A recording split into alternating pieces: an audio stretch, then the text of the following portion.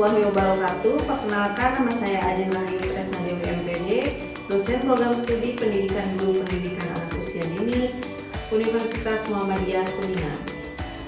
Pada kesempatan kali ini, saya akan menyampaikan salah satu mata kuliah yang saya ampu sesuai dengan bidang keahlian saya, yaitu mata kuliah bermain. Mata kuliah ini ditujukan untuk mahasiswa PG PAUD semester 2 dengan kode mata kuliah 1514E05. Diselenggarakan 16 kali tatap muka dengan rincian 14 kali pertemuan materi dan 2 kali untuk pertemuan UTS dan UAS. Mata kuliah ini membahas tentang konsep bermain, kategori bermain, karakteristik bermain, arti bermain bagi anak, tahapan perkembangan bermain, konsep bermain sambil belajar, dan jenis kegiatan bermain. Pada pertengahan semester, mahasiswa juga akan dibekali teknik cara menciptakan alat permainan bagi anak usia dini yang akan dijadikan HKI. Pencapaian pembelajaran lulusan atau CPL Prodi pada mata kuliah ini meliputi CPL 1, CPL 2, dan CPL 3 yang telah tertuang dalam RPS yang telah divalidasi oleh Ketua Prodi. Capaian pembelajaran mata kuliah yang diharapkan antara lain CPMK 1, mahasiswa mampu memahami konsep bermain, kategori bermain, karakteristik bermain anak, dan pengaruh bermain bagi perkembangan anak. CPMK 2, mahasiswa mampu menjelaskan arti penting bermain bagi anak, tahapan perkembangan bermain, dan konsep bermain sambil belajar. CPMK 3, mahasiswa mampu menjelaskan jenis-jenis kegiatan bermain anak usia dini. Dan CPMK 4, mahasiswa mampu menciptakan alat permainan untuk anak usia dini. Komponen utama dalam proses pembelajaran mata kuliah ini adalah delivery, interaction, dan assessment. Untuk delivery, saya memberikan materi beserta RPS yang dapat diunduh langsung oleh mahasiswa pada platform Ruangmu Universitas Muhammadiyah Kuningan, dan presentasi interaktif yang langsung dilakukan secara tatap muka untuk mendukung pemahaman mahasiswa. Interaction pada mata kuliah ini melibatkan komunikasi dua arah antara dosen dan mahasiswa berupa diskusi, tanya jawab, kolaborasi, dan refleksi bersama. Asesmen ataupun sistem penilaian yang saya lakukan dalam mata kuliah ini mencakup asesmen formatif untuk penilaian proses yang dilakukan melalui tugas proyek individu dan kelompok, serta penilaian sikap dan keterampilan yang sesuai RPS. Selanjutnya, asesmen sumatif untuk penilaian akhir berupa UTS dan UAS. Pelajaran yang digunakan pada mata kuliah ini yaitu cooperative learning dan project based learning dengan metode presentasi interaktif, demonstrasi, praktik, kolaborasi kelompok, dan respon kreatif. Referensi yang saya gunakan dalam mata kuliah ini berupa buku referensi karya ahli serta artikel jurnal bereputasi yang memiliki nilai kebaharuan agar mahasiswa mampu mengikuti ilmu pengetahuan dan teknologi masa kini. Baik, berikut adalah video proses pembelajaran pada mata kuliah bermain dengan materi pada pertemuan 1, yaitu konsep bermain anak usia dini. Mari kita simak.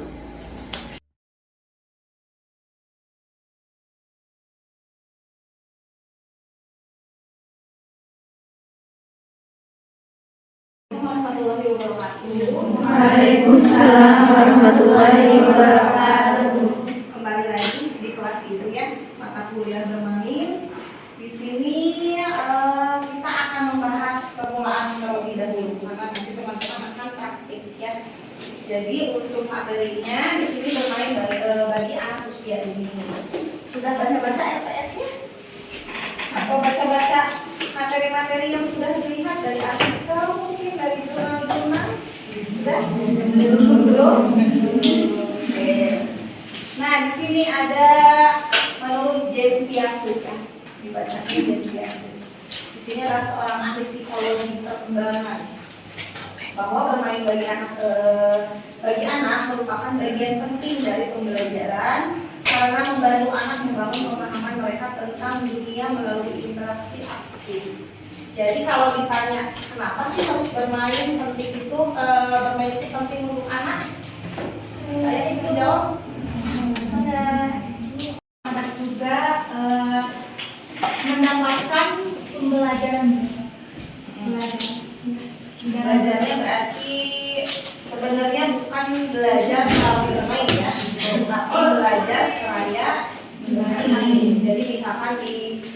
salistung nih, kan kalau di PAUD ada tuntutan salistung ya, misalkan. Nah kalau di metode konvensional sama metode Montessori misalkan itu kan berbeda ya. Kalau misalkan salistumnya melalui bermain, gimana nih? Berarti harus menggunakan metode apa? Metode yang tadi yang gue itu sebutkan konvensional sama metode Montessori. Berarti kalau dikaitkan dengan bermain, harusnya pakai metode apa?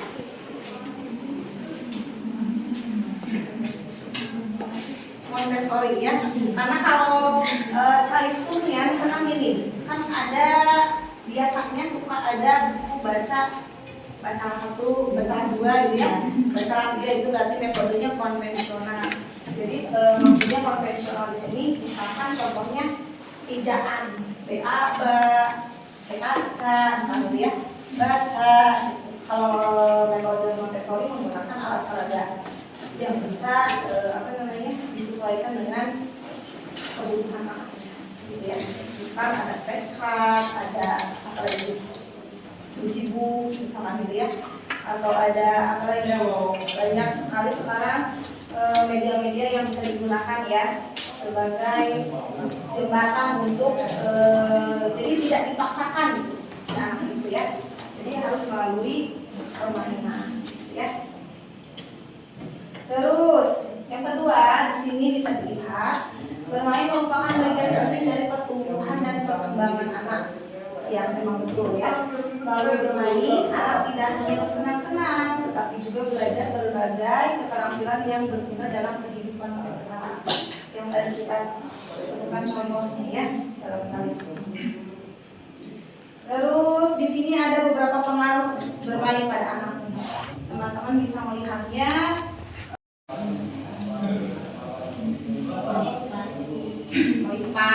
Terus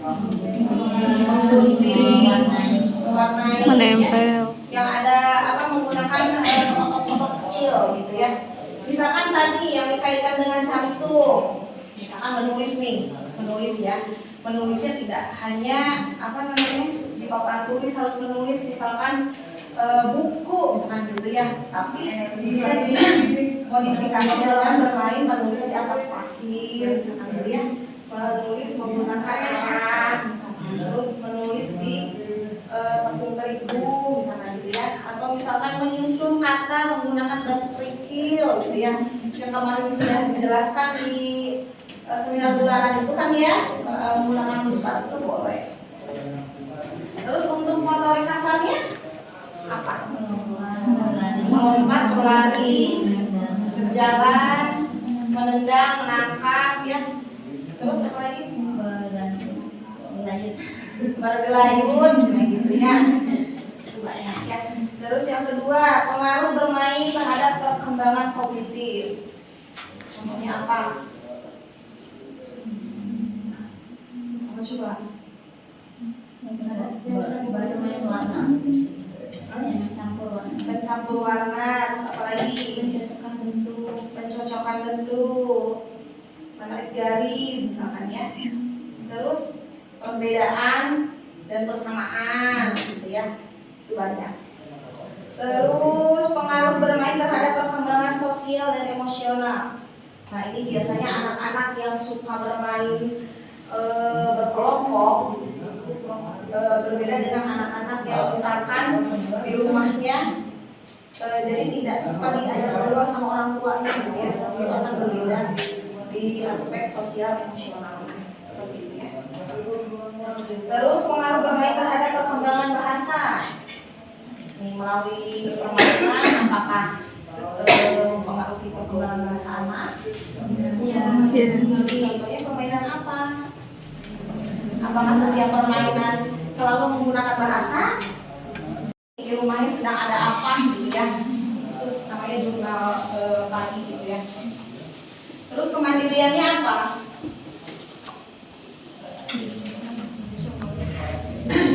Kemandiriannya, misalkan ketika sudah bermain nih, mainannya misalkan enggak, gitu ya. Atau misalkan setelah sholat duha, alat sholatnya disimpan lagi tidak, seperti itu ya. atau misalnya sedang istirahat, sedang makan gitu ya, itu alat makannya atau sampah-sampahnya dibereskan lagi, tidak seperti itu. Jadi banyak ya pengaruh bermain pada aspek-aspek perkembangan anak. Terus di sini ada karakteristik bermain, bersifat bebas dan sukarela. Kita juga sebagai orang dewasa kan sukarela ya kalau bermainnya. Ada yang dipaksa nggak? Ada ya. Kita juga udah dewasa butuh bermain gitu, apalagi anak-anak gitu ya. Terus menimbulkan kesempatan eksplorasi. Jadi banyak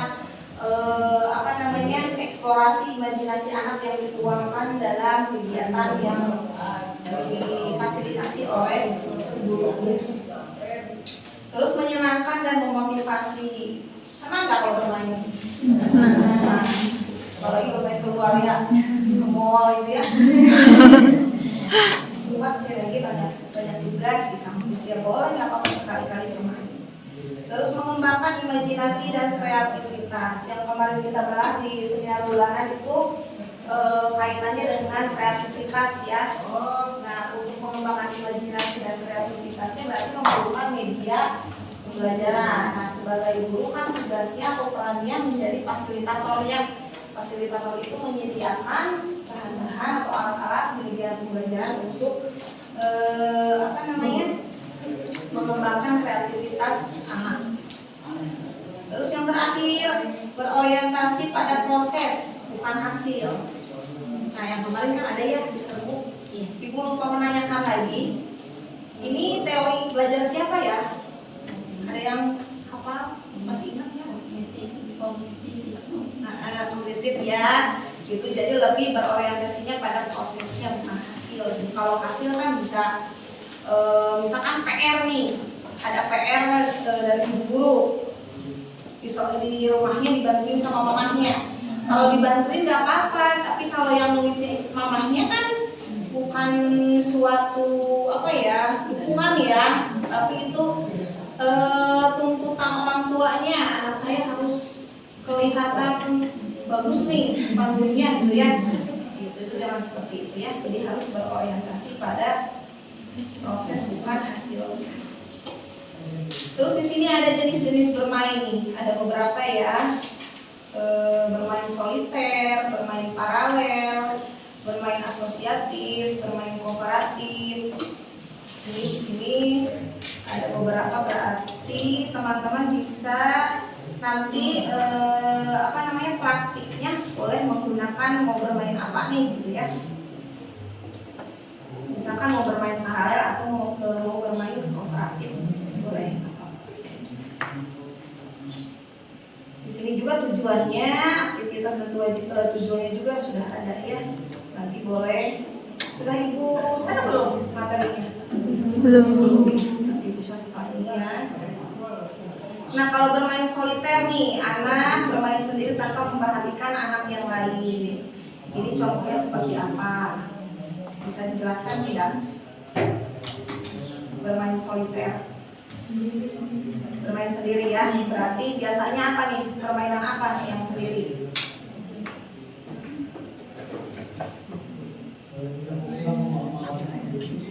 Apa coba? Apa?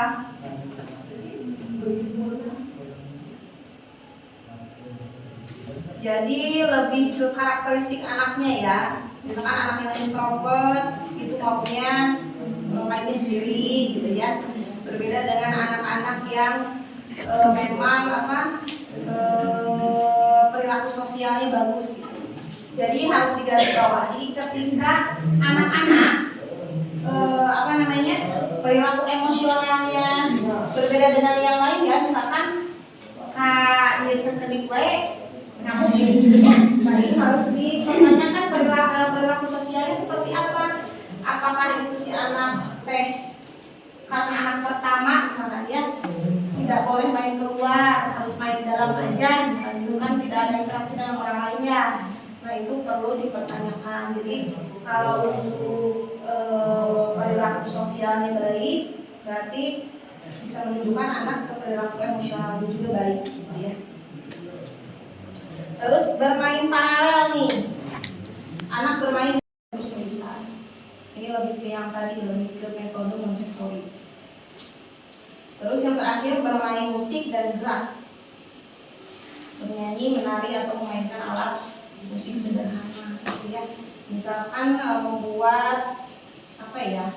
Membuat alat musik dari botol aqua bekas, isinya apa misalkan gitu ya. Itu bisa dijadikan alat peraga. Terus ini ada tahapan bermain nih. Jadi nanti teman-teman ketika punya baby yang sudah menikah ada berapa orang? Ya, jadi ini calon-calon anak ya. Nanti tahapan bermainnya mohon diperhatikan anaknya ya. Jadi misalkan 0 sampai 3 bulan harus bisa apa, 0 sampai 2 tahun harus bisa apa, 2 sampai 3 tahun harus bisa apa gitu. Jadi tahapannya nanti dinikmati gitu ya setiap tahapan perkembangan bermain anak. Jadi tidak, walaupun nanti teman-teman bekerja, tetapi harus tahu dulu ya perkembangan si anak itu seperti apa. Jadi jangan sampai nggak tahu nih anak kita tuh di usia segini sudah bisa apa ya harusnya gitu ya. Jadi harus tahu. Bermain tanpa tujuan nih 0 sampai 3 bulan. Itu biasanya anak-anak tuh ngemot tangan gitu ya bermainnya. Terus bermain sendiri 0 sampai 2 tahun. Jadi walaupun apa ya diajak ngomong juga si anak mungkin ngerti, cuman belum bisa apa ya gitu ya. Jadi bermainnya sendirian, asik sendiri gitu. Terus yang ketiga bermain sebagai pengamat. Apa nih contohnya? 2 sampai 3 tahun.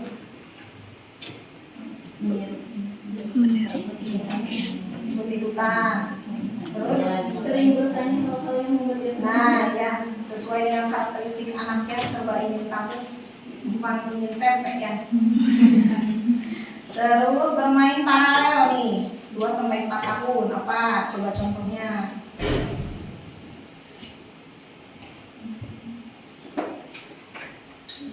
Sudah bisa berkolaborasi ya. Yang tadi kan ada tahapannya tuh. Di sini bermain paralel anak, bermain di depan anak lain tetapi tanpa interaksi langsung. Kalau yang di sini paralel play itu bermain paralel 2 sampai 4 tahun. Apa namanya? Jadi si anak itu sudah masuk ke dunia lingkungannya gitu ya. Walaupun si anak belum bisa berbaur dengan orang lain, tetapi anak sudah dikenalkan dengan lingkungan sekitar. Terus bermain asosiatif 3 sampai 5 tahun nih. Apa? Misalkan si anak itu sudah bisa diarahkan ya ketika bermain peran misalkan gitu ya, tapi dengan aturan atau misalkan tanpa aturan itu bisa mengikuti juga. Terus bermain kooperatif 4 sampai 6 tahun ini biasanya si anak sudah mulai bisa berinteraksi secara langsung dengan lingkungan. Sekian video proses pembelajaran untuk mata kuliah bermain pada program studi pendidikan guru pendidikan anak usia dini Universitas Muhammadiyah Kuningan. Video ini digunakan sebagai salah satu syarat penyusunan dokumen pernyataan diri dosen dalam unjuk kerja Tridharma Perguruan Tinggi PDD UKTPT Sertifikasi Dosen Gelombang 1 tahun 2026. Semoga dengan adanya video ini bisa menjadi pertimbangan yang baik dalam proses penilaian sertifikasi dosen Gelombang 1 tahun 2026. Akhir kata saya ucapkan terima kasih. Assalamualaikum warahmatullahi wabarakatuh.